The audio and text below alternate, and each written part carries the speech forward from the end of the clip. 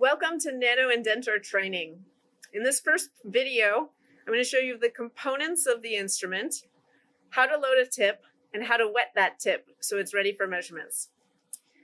Over here on the left, we have two boxes. The top one is our interferometer. The bottom one is our controller. The instrument itself is over here, and the computer runs the instrument. So the very first thing that we are going to do is turn on that interferometer. And once it turns on, it takes a few seconds for it to initialize and fully boot up. We're going to wait for it to do that before we turn on the controller. When we turn on the controller, it turns on the instrument, and you can just pull this front plastic cover out, set it to the side, and then come up to the top. There is a little plastic clip that just sits right in that little hole. That's where we're going to plug one end of the tip in. So that clip just keeps that port clean when it's not in use. So our tips come in boxes that look like this. You'll see there's some important parameters on the front of the box that we're going to have to enter into the software. And the tips look a lot different than AFM tips. So the important part of this tip is actually right here at the end. That's the part that's going to contact your sample. You need to be careful that you don't damage that part. It's connected to a wire that then connects to this green part.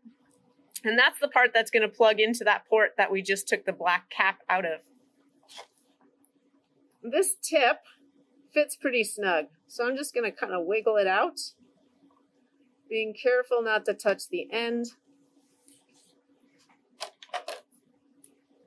And then I'm just going to insert it directly into the instrument. Now, there's no click or anything that makes you feel like you've got it in. It slides in and out very easily. And then I'm going to take this other part back to where we were before and plug that in.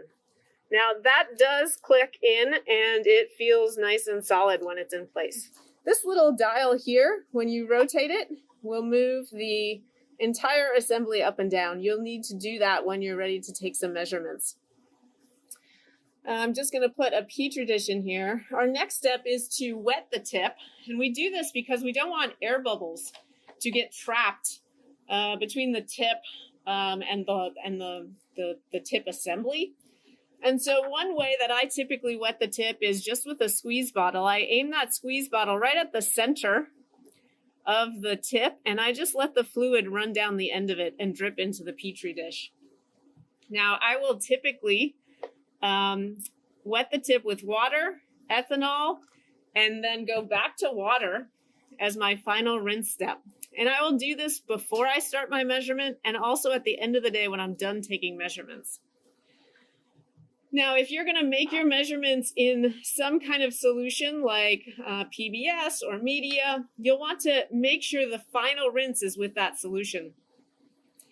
And also, if you are uncomfortable using the squeeze bottle to make these, to wet the tip, you can also just use a pipette like I'm doing now and allow it to drip down the end.